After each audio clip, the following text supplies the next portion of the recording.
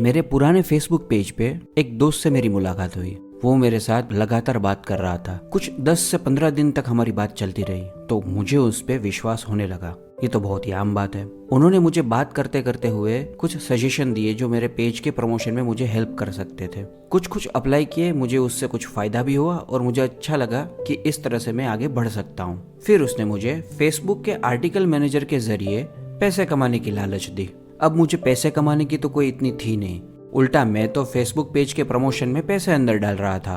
तो मैंने उसको सविनय मना कर दिया। तो उसने दूसरी तरह से मुझे मनाना चालू कर दिया कि एक बार देख तो ले कि ये है क्या। और ये भी नहीं था कि वो मुझे कंसिस्टेंटली बोल रहा था, वो मुझे 2-3 दिन के बाद वापस से यही बात कर रहा था। तो धीरे उसकी बात का थोड़ा सा प्रभाव मुझ पे पड़ा।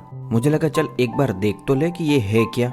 तो फिर उसने मुझे एक लिंक भेजा कि ये लिंक पर तू आर्टिकल मैनेजर का पढ़ ले।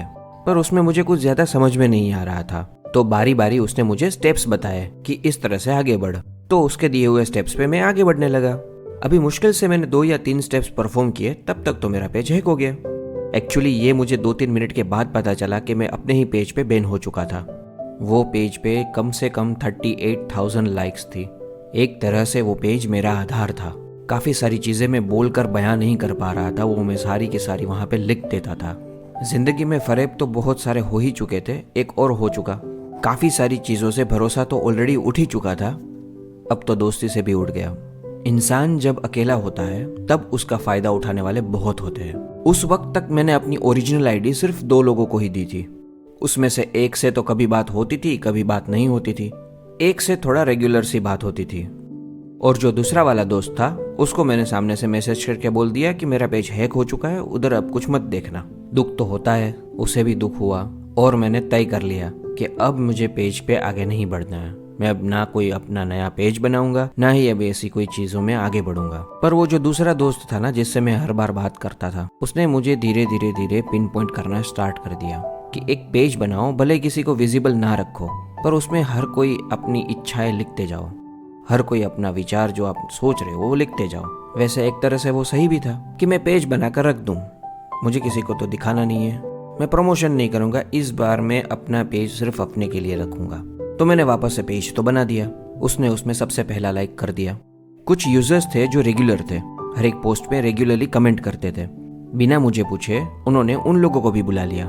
वो खुशी जुड़ भी गए। अब देखो लाइक्स आए तो वो किसे पसंद नहीं आता। 1 से शुरुआत की थी, 5, 10, 15, 20, 30, 40, 100, धीरे कारवां बढ़ता गया।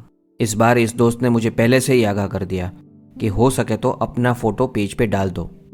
पुराने पेज में मैं अपनी फोटो डालने से डरता था, पर जिस तरह से वो पेज हैक हो गया, मुझे ये बात सही लगी।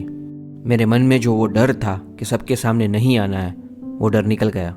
अपने पेज को प्रोटेक्ट करने के लिए मुझे ये रास्ता सही लगा। धीरे मुझे लगा कि अब पेज का प्रमोशन शुरू कर देना चाहिए। इस बार मैं वीडियो लॉग भी बनाकर रखने लगा। सुनने में अच्छा लगे वैसा थोड़ा बहुत गा लेता हूँ, तो उसने मुझे गाने भी पोस्ट करने के लिए बोल दिया। देखो, एक जो दोस्त था वो एक मकसद के साथ आया था कि उसको ये पेज चाहिए था, और वो पेज लेकर चला भी गया।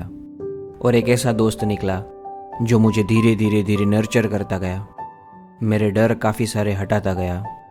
यूट्यूब पे स्टोरी बनाऊंगा ये तो मैंने कभी सोचा भी नहीं था, वो भी शुरू कर दी, क्योंकि उसने मुझे पहचान लिया था कि मैं खाली बैठने वालों में से नहीं हूँ। तो वो मुझे सारे कंस्ट्रक्टिव थॉट्स देता गया। मेरे नेचर के हिसाब से खाली बैठना मेरे लिए बहुत ही हानिकारक है, तो वो भी मुझे कुछ ना कुछ काम देता गया।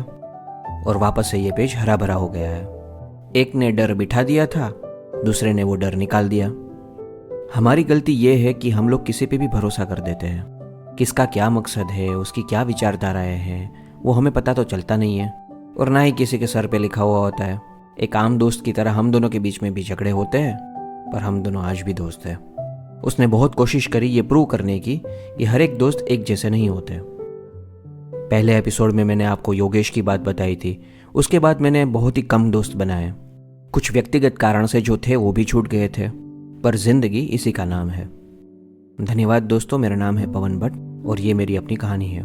मैं चाहता था कि मैं उस दोस्त का नाम लूं, पर उसके व्यक्तिगत कारणों के अनुसार मैं उसका नाम नहीं ले पाऊंगा, पर वक्त रहते मैं उसका हक जरूर अदा करूंगा।